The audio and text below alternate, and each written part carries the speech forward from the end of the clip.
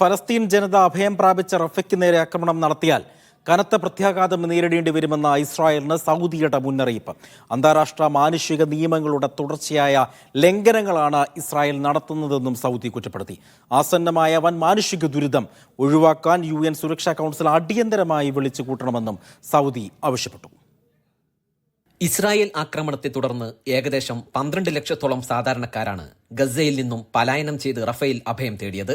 ഇവരിൽ മിക്കവരും ടെന്റുകളിലും താൽക്കാലിക ഷെൽട്ടറുകളിലുമാണ് കഴിയുന്നത്. എന്നാൽ ഫലസ്തീനികളുടെ അവസാനത്തെ അഭയകേന്ദ്രമായ റഫയ്ക്ക് നേരെയും ആക്രമണം നടത്താനാണ് ഇസ്രായേൽ നീക്കം. ഈ സാഹചര്യത്തിലാണ് സൗദിയുടെ ശക്തമായ മുന്നറിയിപ്പ്. റഫേൽ കഴിയുന്ന ഫലസ്തീനികൾക്ക് നേരെ ആക്രമണം നടത്തിയാൽ ഇസ്രായേൽ ഗുരുതര പ്രത്യാഘാതം നേരിടേണ്ടി വരുമെന്ന് സൗദി മുന്നറിയിപ്പ് നൽകി.